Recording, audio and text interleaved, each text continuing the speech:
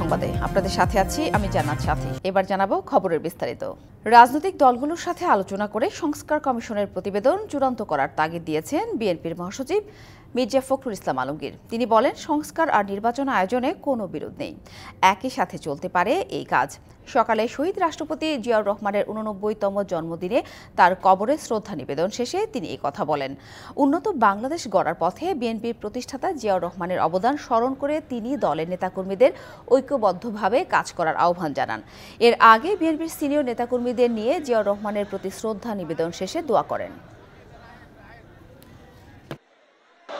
সংস্কার এবং নির্বাচনের মধ্যে কোনো বিরোধ নেই, সংস্কারও চলবে, নির্বাচন হবে এবং যে সরকার আসবে, যারা যে দল সরকারে আসবে তারা সেই সংস্কারগুলোকে এগিয়ে নিয়ে যাবে। সরকার যেটা বলেছে এবং যে পরিকল্পনা করেছে, এই রিপোর্টগুলো পাওয়ার পর রাজনৈতিক দলগুলোর সঙ্গে আলোচনা করবে, তারপরেই সিদ্ধান্ত হবে এবং ঐক্যমত ছাড়া কোনোটাই গ্রহণযোগ্য হবে না।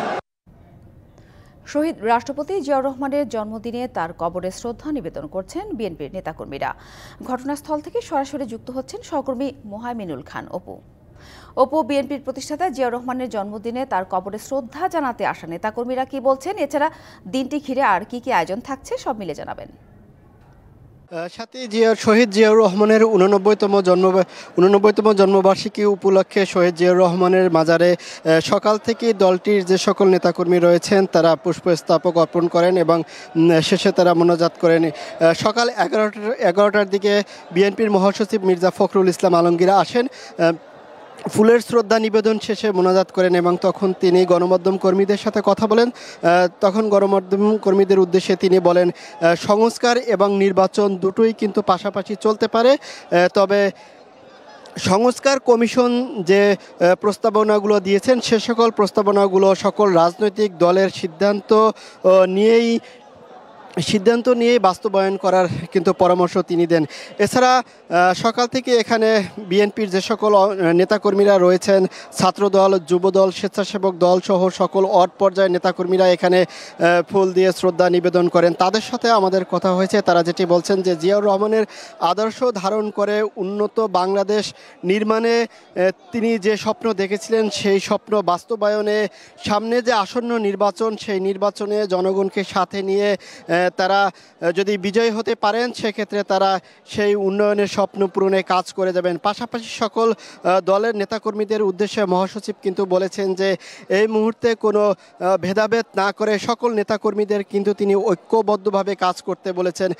পাশাপাশি নেতাকর্মী যারা এসেছিলেন তারাও আমাদেরকে বলেছেন যে তারা কোনো ভেদাভেদ চাচ্ছেন না, তারা এই মুহূর্তে একটি ঐক্য বজায় রেখেই তারা সামনে নির্বাচনের প্রস্তুতি নেবেন এবং জনগণের দ্বার প্রান্তে পৌঁছবেন এবং যে তাদের যে 31 দফা যে রয়েছে সেগুলো তারা জনগণের সামনে তুলে ধরবেন।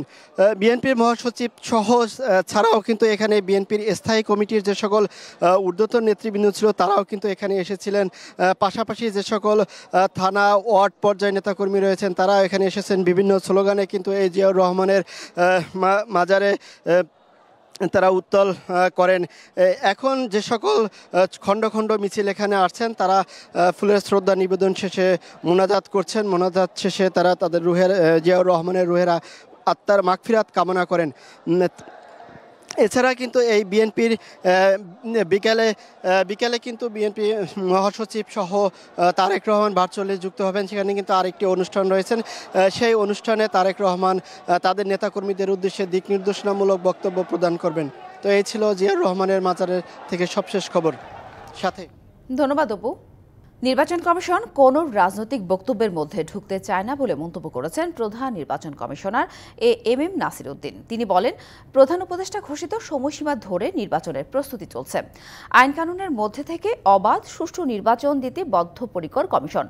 রবিবার সকালে রাজধানীর আগারগাঁওয়ে নির্বাচন ভবনে ভোটার তালিকা হালনাগাদ কার্যক্রমে ইউএনডিপির নির্বাচনী সরঞ্জাম হস্তান্তর অনুষ্ঠানে এসব কথা বলেন তিনি। ৭৫টি ল্যাপটপ, ২০০টি স্ক্যানার, ৪,৩০০টি ব্যাগ সহ বিভিন্ন সরঞ্জাম দিয়েছে ইউএনডিপি।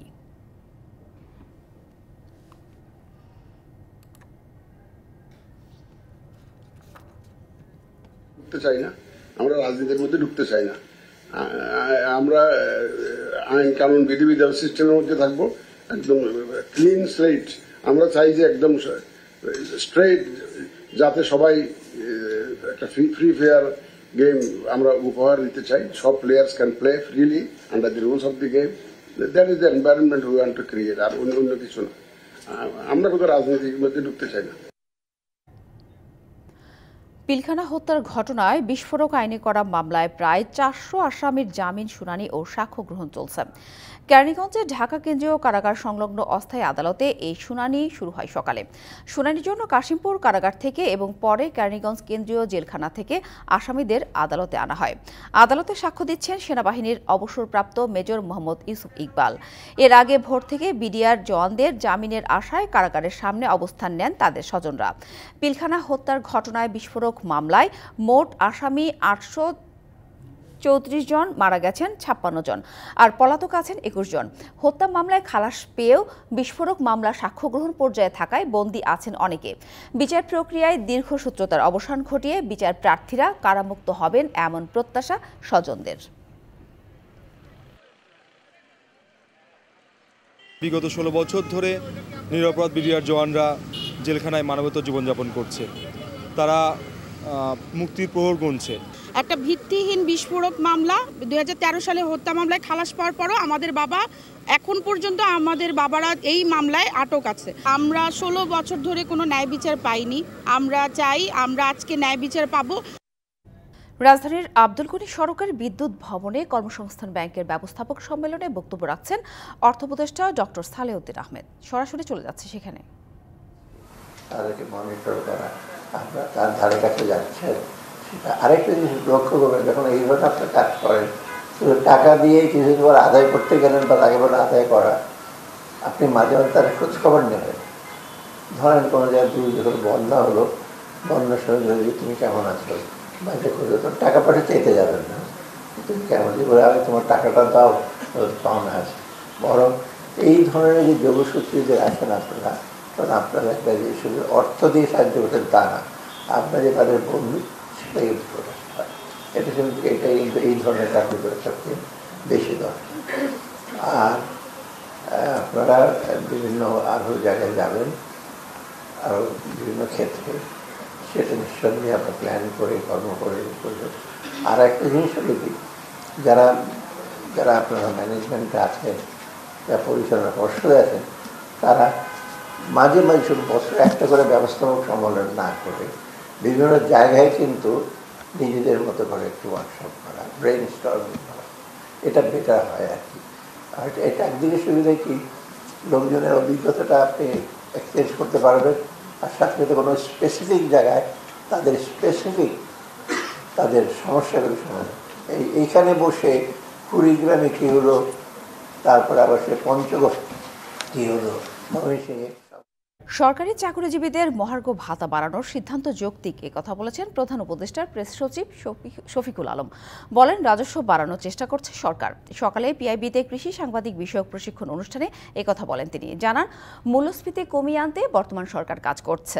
সিন্ডিকেট সক্রিয় আছে উল্লেখ করে শফিকুল আলম জানান, ডিমের সিন্ডিকেট ভাঙা হয়েছে, বাজার নিয়ন্ত্রণেও নজরদারি বাড়ানো হচ্ছে। বেতনের ইয়েটা বললেন যে 7,000 কোটি টাকা, আমরা বলছি তো আমাদের মহার্ঘ ভাতাটা দেওয়া খুবই যুক্তিযুক্ত। আপনি সরকারি কর্মচারী কত টাকা বেতন পায়, সেই রেভিনিউ বাড়ানোর যতগুলো ওয়ে আছে আমরা সেগুলোই চেষ্টা করছি। মেইন যে জিনিসটা সেটা হচ্ছে যে যেগুলো লিকেজ ছিল, যেগুলো দিয়ে আমার রেভিনিউটা চলে যাচ্ছে, ট্যাক্সের টাকা চলে, সেই জায়গাগুলো আমরা থামাতে চেষ্টা করছি। গাছ কাটাকে কেন্দ্র করে শনিবার চাঁপাইনবাবগঞ্জের শিবগঞ্জ উপজেলার চৌকার সীমান্তের উত্তেজনার রেশ এখনো কাটেনি। পরিস্থিতি থমথমে। সকাল থেকে পুরো সীমান্ত এলাকায় টহল জোরদার করেছে বিজিবি। স্থানীয়রা আশেপাশ এলাকায় জড়ো হতে গেলে বিজিবি সদস্যরা তাদের বুঝিয়ে সেখান থেকে ফেরত পাঠাচ্ছেন। উৎকণ্ঠা আর আতঙ্ক নিয়ে মাঠে কাজ করতে হচ্ছে, এমনটি বলছেন কৃষকরা। এর আগে শনিবার শূন্যরেখার পাশে বাংলাদেশের ভেতরের জমিতে গম কাটতে যান কয়েকজন। তখন ভারতীয় নাগরিকরা তাদের বাধা দেন। এরপর দিনভর ধাওয়া পাল্টা ধাওয়া ও পাথর ছোড়াছুড়িতে আহত হয় দুই দেশের 4 জন। এই ঘটনার পর দুই দেশের সীমান্তরক্ষী বাহিনীর মধ্যে পতাকা বৈঠক হয়। গেল 5 জানুয়ারি চাঁপাইনবাবগঞ্জ সীমান্তের বাংলাদেশ অংশে বিএসএফ এর কাঁটাতারের বেড়া দেওয়ার চেষ্টার পর থেকেই পুরো এলাকায় থমথমে অবস্থা বিরাজ করছে। সীমান্ত এলাকায় উত্তেজনা বিরাজ করছে, আতঙ্ক বিরাজ করছে। সাধারণ কৃষক ঠিকভাবে সীমান্ত এলাকায় আর খেতের এত জমিতে কাজ করতে পারছে না। এখন কোনো সংঘর্ষ নেই, তবে আতঙ্ক বিরাজ করছে যদি সীমান্ত আবার যদি কিছু হয় বা তারা যদি পাল্টা কোনো আক্রমণ করে, এজন্য আতঙ্কের মধ্যে আছে। আইএফআইসি ব্যাংকের চেক ডিজনার মামলায় বিশ্বসেরা ক্রিকেটার ও আওয়ামী লীগের সাবেক সংসদ সদস্য সাকিব আল হাসানের বিরুদ্ধে গ্রেপ্তারি পরোয়ানা জারি করেছে আদালত। দুপুরে ঢাকার অতিরিক্ত মেট্রোপলিটন ম্যাজিস্ট্রেট জিয়াদুর রহমানের আদালত এই আদেশ দেন। এর আগে গত 18 ডিসেম্বর সাকিব সহ 4 জনের বিরুদ্ধে সমন জারি করে আদালত। সাকিব ছাড়া মামলার অন্য আসামিরা হলেন গাজী সাগির হোসেন, ইমদাদুল হক ও মালিকা বেগম। গত 15 ডিসেম্বর সাকিব সহ 4 আসামির বিরুদ্ধে 4,14,57,000 টাকার চেক ডিজনারের মামলাটি করা হয়। 18 জানুয়ারি আসামিদের আদালতে হাজির হতে বলা হয়, তবে আদালতে উপস্থিত না হওয়ায় আজ তাদের বিরুদ্ধে গ্রেপ্তারি পরোয়ানা জারি করা হয়। সাকিবের মালিকাধীন অ্যাগ্রো ফার্ম ব্যবসায়িক উদ্দেশ্যে বিভিন্ন সময় আইএফআইসি ব্যাংকের বনানী শাখা থেকে ঋণ নেয়। তার বিপরীতে 2টি চেক ইস্যু করে সাকিবের মালিকাধীন প্রতিষ্ঠানটি। এরপর চেক উত্তোলন করতে গেলে পর্যাপ্ত টাকা না থাকায় তা ডিজনার হয়। 2 চেকে টাকার পরিমাণ প্রায় 4,15,00,000 টাকা। ডিবিসি সংবাদে এই ছিল এখনকার মতো। ডিবিসি নিউজের সংবাদগুলো পড়তে ভিজিট করুন dbcnews.tv আর ভিজিট করুন ডিবিসি নিউজের ফেসবুক পেজ এবং ইউটিউব চ্যানেল। ডিবিসির সঙ্গেই থাকুন।